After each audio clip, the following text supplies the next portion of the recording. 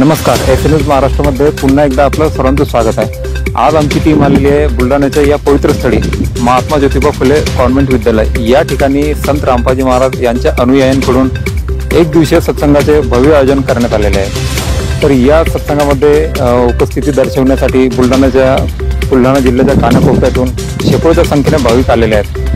तर या ठिकाणी संत रामपाजी महाराजांच्या सत्संगाचे आयोजन कशा प्रकारे केले जाते आणि संत रामपाजी महाराजांच्या सत्संगाचे मुख्य वैशिष्ट्य काय आहे हे जाणून घेण्यासाठी आपण पाहत राहा। रामपाजी महाराज यांचा सत्संग कशा प्रकारे आयोजित केला जातो तर सत्संग हॉलमध्ये गेल्यानंतर मी तुम्हाला दाखवण्याचा प्रयत्न करतो।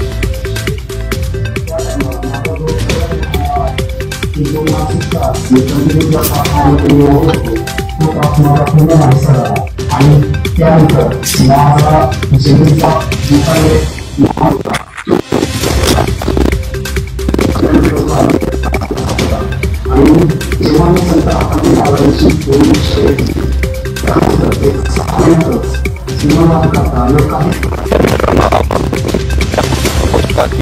हॉलमध्ये किती शेकडोच्या संख्येने भाविक बसलेले आहेत आणि प्रोजेक्टर आणि स्क्रीनच्या माध्यमातून सर्व भाविक एक चित्ताने सत्संग श्रवण करीत आहेत। एका साईडला महिलांसाठी बसण्याची व्यवस्था केलेली आहे तर दुसऱ्या साईडला पुरुषांसाठी वेगळी व्यवस्था केलेली आहे।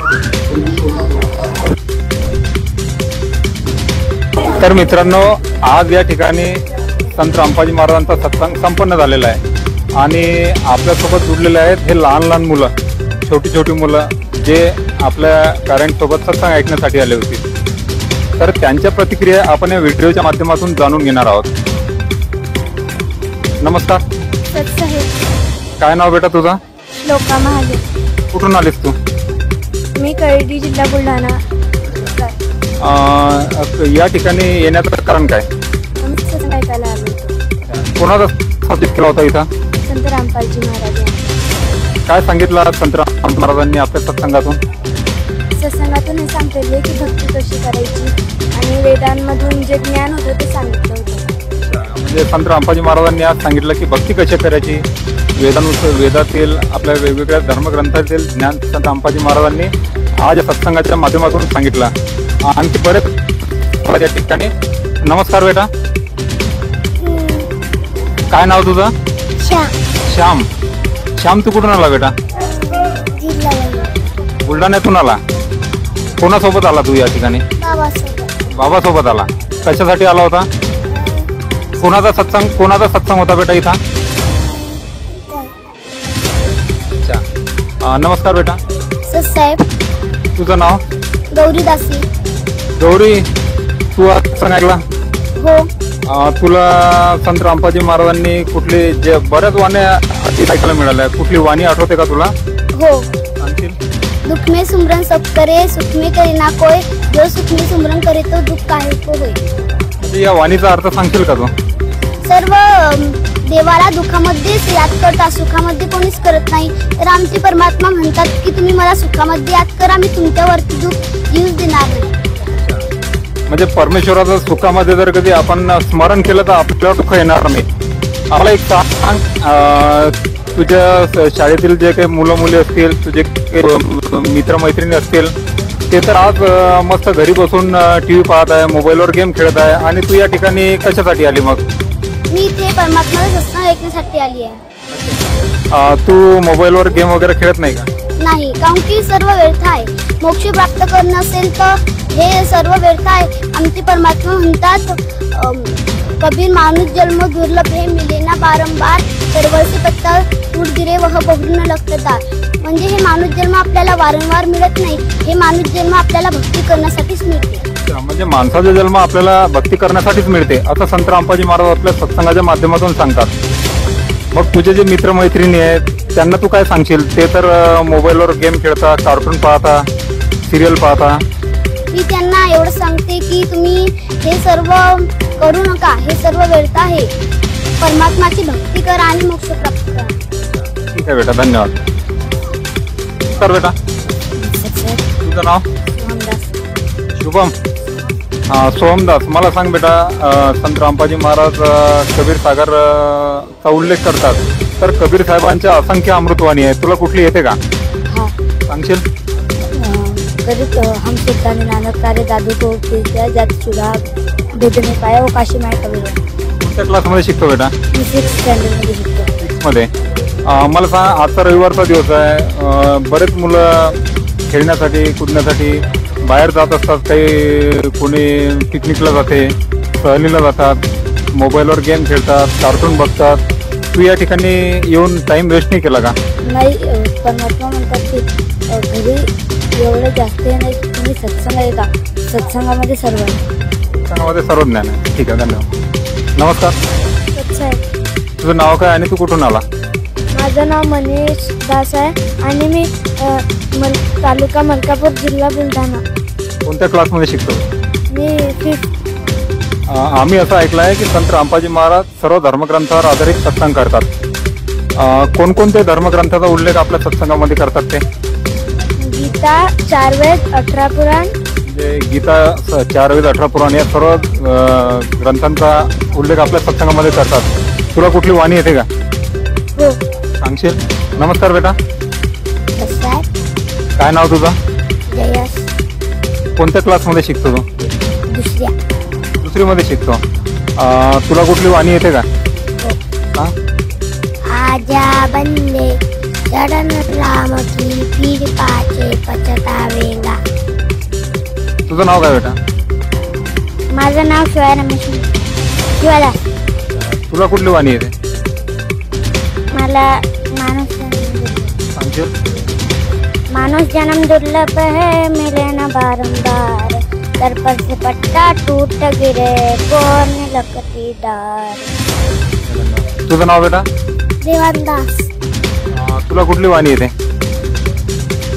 मदिरा पिवे करवा पारी. सांग बेटा, पूर्ण सांग. मदिरा पिवे करवा पारी, 70 जण सुट्टे की दारी. नमस्कार, सतसाहेब. तुझं नाव काय आणि तू कुठून आला? माझं नाव हर्षल दास आहे आणि मी गाव विवरा, तालुका मलकापूर, जिल्हा बुलढाणा येथून आलो आहे. कोणत्या क्लासमध्ये शिकतो तू? मी इयत्ता 10वीमध्ये शिकत आहे. संत रामपाजी महाराज कशाच्या आधारावर सत्संग करतात? संत रामपाजी महाराज जे आपले पवित्र धर्मग्रंथ आहे, जसे गीता, कुराण, बायबल आणि 4 वेद, जसे सूक्ष्म यजुर्वेद, ऋग्वेद, सामवेद आणि अथर्ववेद आणि 18 पुराण याच्यातून संत रामपाजी महाराज सत्संग करतात. मला सांग, संत रामपाजी महाराजांचे समाज कार्यामध्ये कुठले योगदान आहे? संत रामपाजी महाराजांचे समाज कार्यामध्ये अनेक योगदान आहे, जसे की हुंडामुक्त भारत, नशामुक्त भारत, भ्रष्टाचारमुक्त भारत, असे खूप संत रामपाजी महाराजांचे योगदान आहे. आणि नुकतीच आता नवीन योजना संत रामपाजी महाराजांनी राबवली आहे, तिचं नाव आहे अन्नपूर्णा मोहीम. या योजनेमध्ये संत रामपाजी महाराज जे गरीब लोक आहेत त्यांना राशन सामग्री देत आहेत. जे गरजू विद्यार्थी आहेत त्यांना शिक्षण घेता येत नाही, त्यांच्यासाठी संत रामपाजी महाराज त्यांचं जेवढं शिक्षणाचा खर्च आहे ते सर्व उचलत आहेत. ही योजना कुठं कुठं सुरू होणार आहे? ही योजना आता हरियाणा राज्यात सुरू झाली आहे आणि खूप दिवसानंतर हे पूर्ण भारतामध्ये राबवण्यात येणार. मला एक सांग, आता राशन देणार आहे, मग ते किती दिवसासाठी राशन देतील एका परिवाराला? ते राशन त्यांचं जोपर्यंत ते त्यांच्या कुटुंबातलं कोणी, म्हणजे तुला असं म्हणायचं आहे की त्या कुटुंबामध्ये जोपर्यंत आर्थिक स्थिती मजबूत होत नाही, जोपर्यंत कोणाला रोजगार मिळत नाही, तोपर्यंत ते राशन देत राहणार. मला एक सांग, संत रामपाजी महाराजांनी ही योजना राबवण्यामागचा हेतू काय आहे? याचा मागचा एक हेतू आहे की कोणी भारतामध्ये कोणी पण जे गरीब लोक आहेत ते कोणी उपाशी झोपलं नाही पाहिजे.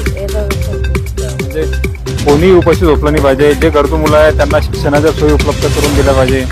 तर ठीक आहे, संत रामपाजी महाराजांनी ही जी मोहीम चालवलेली आहे खूपच कौतुकास्पद. आज या मोहिमेचं संपूर्ण भारतामधून कौतुक होत आहे. संत रामपाजी महाराजांनी जे काही आजच्या घडीला ही अन्नपूर्णा मोहीम चालू केलेली आहे, खरोखर या योजनेच्या माध्यमातून जे गरीब बेसहारा लोक आहेत त्यांना या योजनेचा पूर्णपणे लाभ मिळणार आहे. तर मित्रांनो, हे होते छोटी छोटी मुलं जे आपल्या आईवडिलांसोबत या ठिकाणी सत्संग ऐकण्यासाठी आले होते. मित्रांनो, आजच्या घडीला तुम्ही जर का समाजामध्ये पाहत असाल तर जी छोटी मुलं आहेत ती नेहमीच मोबाईलमध्ये गेम खेळण्यामध्ये व्यस्त असतात, कार्टून पाहण्यामध्ये व्यस्त असतात, सिरियल पाहण्यामध्ये व्यस्त असतात. पण आजच्या घडीला संत रामपाजी महाराजांनी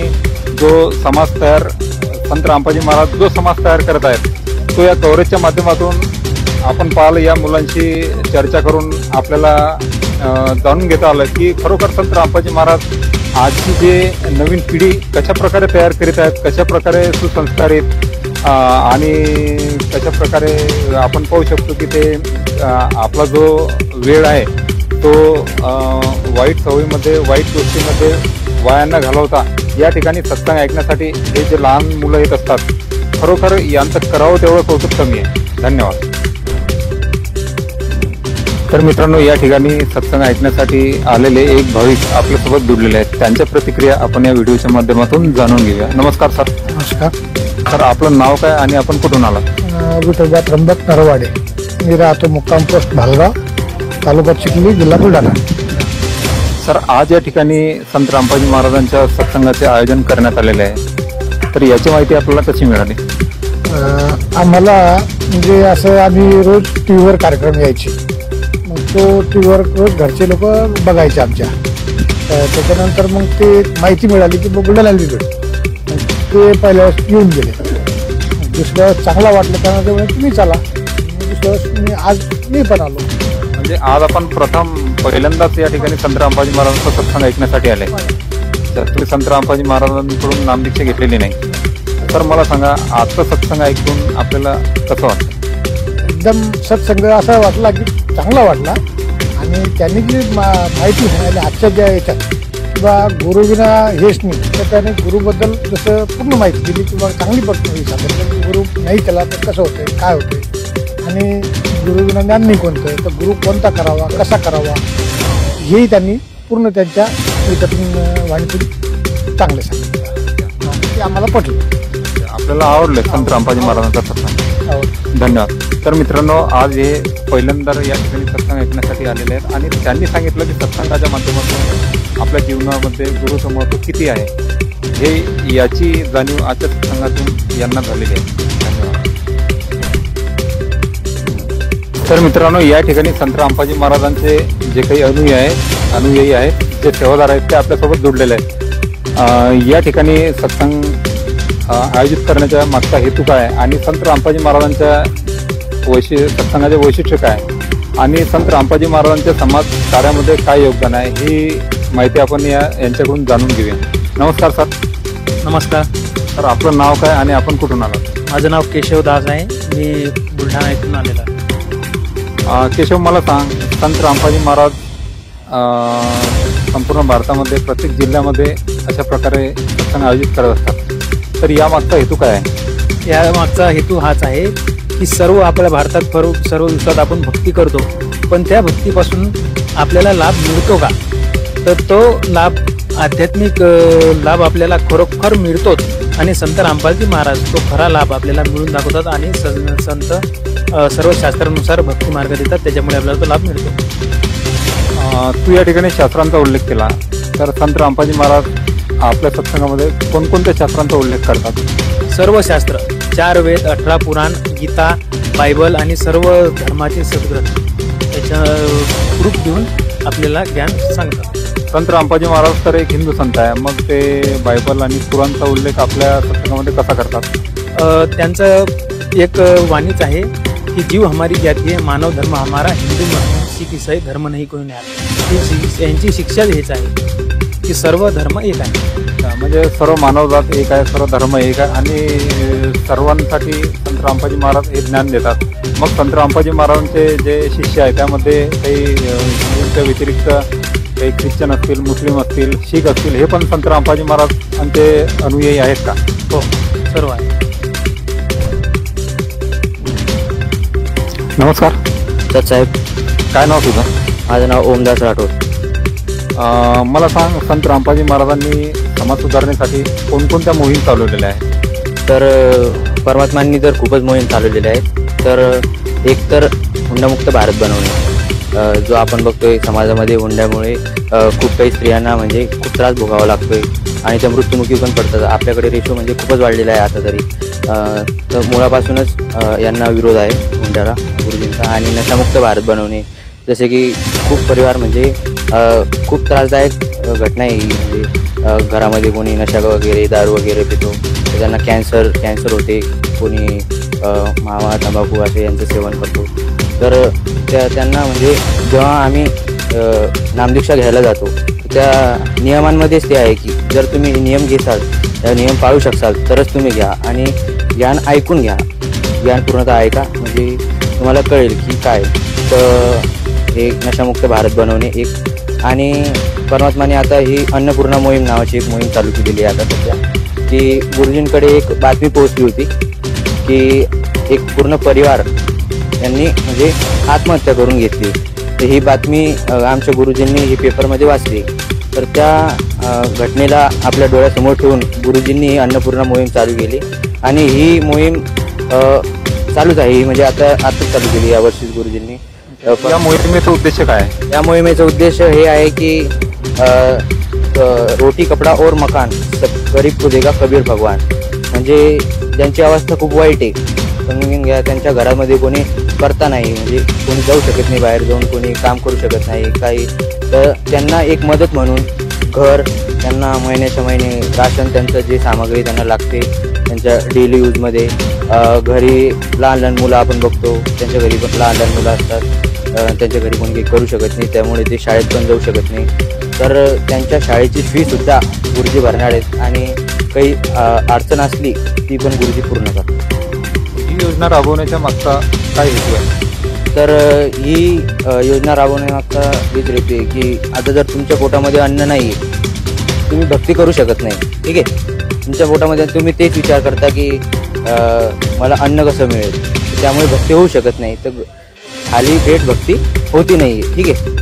तर त्यामुळे गुरुजींनी मारा म्हणजे ही चालू केलेली आहे योजना, अन्नपूर्णा मोहीम ही चालू केलेली आहे की कोणी गरीब नाही, कोणी भुके पेट नाही सोय का, म्हणजे कोणी म्हणजे सर्व जे काही गरीब असहाय लोक असतील त्यांना अन्न म्हणजे मग आता ही जी मोहीम चालू केलेली आहे, आता एखाद्या परिवाराला हा लाभ किती दिवसापर्यंत मिळणार? तर जोपर्यंत आता मुलं शिकत आहेत त्यांचे गुरुजी म्हणजे पूर्ण त्यांना सपोर्ट करत आहेत, तर ते जोपर्यंत त्यांची आर्थिक स्थिती म्हणजे कोणी कमवणाऱ्या घरामध्ये येत नाही तोपर्यंत त्यांना ह्या मोहिमेचा लाभ मिळणार. जे घरामध्ये कोणी करता जोपर्यंत येत नाही तोपर्यंत त्यांना हा लाभ मिळणार. मग त्यानंतरची प्रक्रिया मग नंतर. ही जी योजना आहे अन्नपूर्णा मोहीम ही संत रामपाजी महाराजांच्या शिष्यांसाठी आहे का इतर सर्वांसाठी?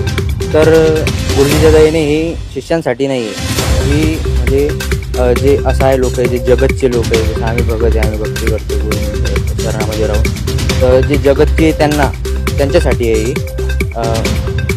यामध्ये कुठल्या जात धर्म पाहून ही योजना त्यांना दिली जाते का? तर मी तुम्हाला सांगू इच्छितो की एक बुक आहे आमच्या गुरुजींची ज्ञानगंगा म्हणून, तर मी रेकमेंड करेल की तुम्ही ती वाचावी नक्कीच. आणि त्या फर्स्टच लाईन आमच्या गुरुजींचं ते वचनच आहे की जीव हमारी जाती है, मानव धर्म हमारा, हिंदू मुस्लिम सिख ईसाई धर्म नाही कोणी नारा. म्हणजे हे सर्वांसाठी आहे, कोणत्या जाती प्रांतात कोणत्या बी वर्णात असो, काही पण असो आहे. सर्व जाती धर्मातील लोकांना या योजनेचा लाभ मिळणार आहे. म्हणजे जो आता मनुष्य आहे त्या सर्व मनुष्यांना, तो कोणत्याही जातीचा असो, कोणत्याही धर्माचा असो, कुठलाही असो, त्याला मिळणार म्हणजे मिळणार. आजपर्यंत आपण समाजामध्ये पाहिला की जे काही धर्मगुरू आहेत ते समाजातील लोकांकडून देणग्या घेत असतात, पण या ठिकाणी असं चित्र पाहायला मिळते की संत रामपाजी महाराज एकमेव संत आहेत जे स्वतःहून जे काही गरीब असहाय बेसहारा लोक आहेत, ज्यांची आर्थिक स्थिती कमकुवत आहे, ज्यांचं 2 वेळची जेवणाची सोय नाही, ज्यांच्या मुलांना शिक्षणाची गरज आहे पण साधनं उपलब्ध नाहीत, ज्यांना छत नाही म्हणजे ज्यांना घर नाही, त्यांच्यासाठी संत रामपाजी महाराज पक्क घर देतात, त्यांना प्रत्येक महिन्याला राशन देतात आणि त्यांच्या मुलांसाठी शिक्षणाच्या सोयीसुविधा उपलब्ध करून देतात.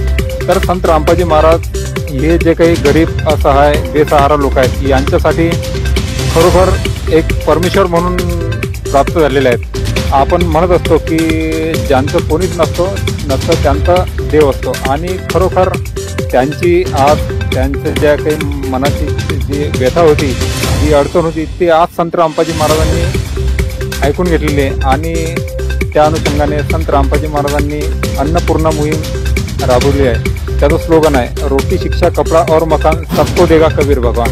तर संत रामपाजी महाराजांनी ही जी मोहीम चालवली आहे ही संपूर्ण भारतातील प्रत्येक जातीतील, पंथातील, धर्मातील लोकांसाठी आहे. याच्यामध्ये कुठल्याही जातीचा भेदभाव केला जात नाही. शेवटचा प्रश्न असा विचारायचा आहे की या अन्नपूर्णा मोहीमसाठी काही टर्म्स अँड कंडिशन आहे का? तर यासाठी टर्म्स आणि कंडिशन काही अशा आहेत की जर आमच्या भगतजींपर्यंत ही पोचली की सिच्युएशन की हे ग्रस्ती जे आहेत ती आणि त्यांना मदतीची गरज आहे, तर एक टीम अशी तयार केलेली आहे ती तिथे पोचते आणि मग तिथे पूर्ण म्हणजे माहिती गोळा करते. जर त्या ठिकाणी त्या घरातील व्यक्ती कोणी नशा करत असेल किंवा कोणत्या नशेली वस्तूंचं सेवन करत असेल किंवा त्याला अदर कोणता नशा असेल तर त्याच्या म्हणजे मांस मच्छी हे खात असेल, कारण की आमच्या गुरुजींचा त्याला पूर्ण विरोध आहे की नशा करायचा नाही, मांस हे ते सर्व काही खायचं नाही म्हणून. तर हीच त्याची टर्म अँड कंडिशन आहे. जर नशा जर त्या कोणी व्यक्ती त्या घरामध्ये करत असेल तर त्यासाठी योजना लागू होणार नाही. समजा त्यांनी जर का संकल्प केला की आम्ही हे नशा वगैरे सोडून देणार आहोत तर त्यांना या योजनेचा लाभ मिळणार? तर हां, नक्कीच मिळेल ना.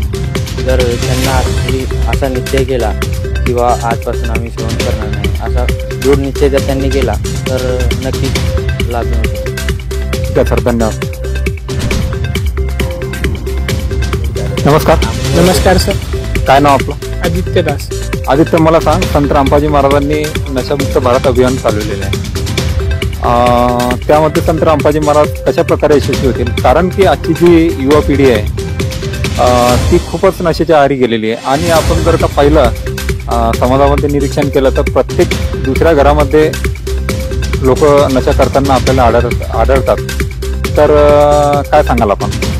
आजची जे युवा पिढी आहे जसं आपण बघतो की खूप नशेच्या आहारी गेलेली आहे. त्याचं मूळ कारण असं आहे की एक तर टेन्शनमुळे, कोणाला काही टेन्शन असते तो टेन्शन घालवण्यासाठी नशा करतो. दुसरं एक म्हणजे संगतमुळे, की संगतमध्ये कोणी दारू पिते तर तो त्याच्यासोबत राहू तो पण त्याच्याच मागे लागतो. तर याचा सुटका होण्यासाठी एक तर ज्ञान पाहिजे आणि दुसरं भक्ती पाहिजे, सद्भक्ती.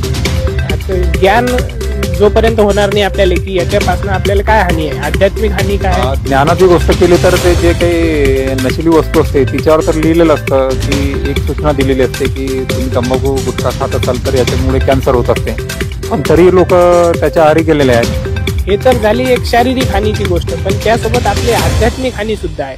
जसं परमेश्वरांची वाणी आहे की मदिरा पिवे कडवा पाणी 70 जन्म श्वान के जाणी. म्हणजे जो दारू पितो त्याला 70 जन्म कुत्र्याचे भोगावे लागतात. हे जेव्हा त्याला ज्ञान होईल सद्गुरूंच्या मुखातून तेव्हा कुठं त्याची आत्मा जागृत होते आणि जर तो सद्भक्तीवर लागला तर या नशेपासून त्याची सुटका होईल.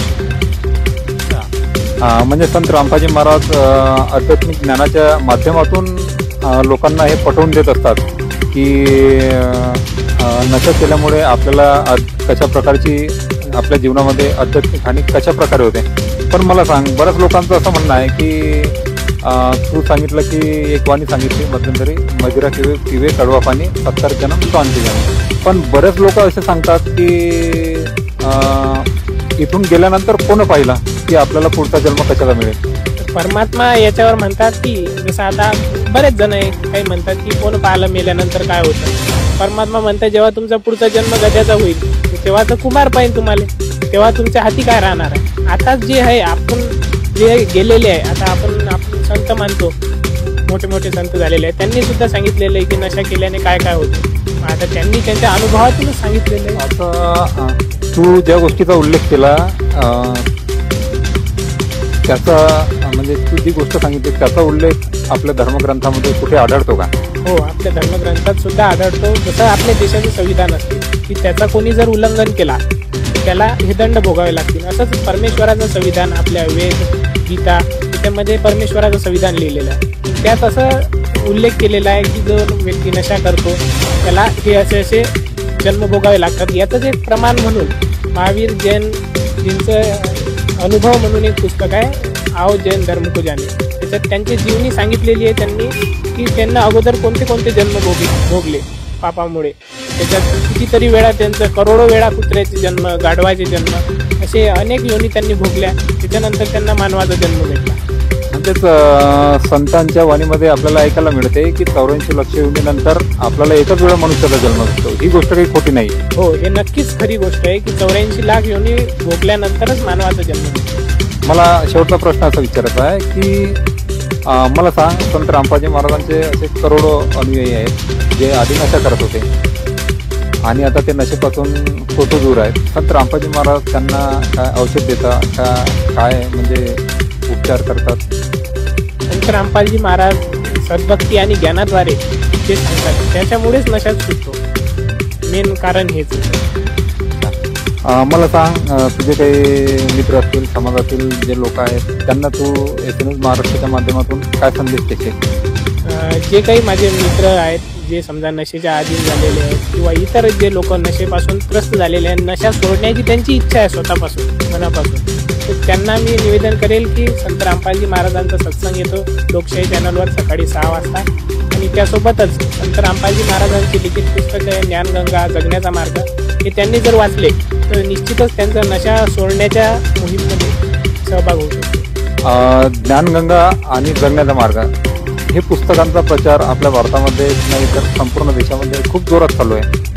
तर या पुस्तकामध्ये हे पुस्तकं कशाच्या आधारावर लिहिलेले आहेत? हे आपल्या सर्व धर्मग्रंथांच्या आधारावर लिहिलेले आहे. जसं भगवद्गीता, 4 वेद, 6 शास्त्र, 18 पुराण, या सर्वांचं सार काढून पुस्तक लिहिलेलं आहे. परंतु बरेच असे लोक आहेत त्यांच्या घरामध्ये हे सर्व धर्मग्रंथ जवळपास आहेत, मग हे पुस्तक का घ्यावं?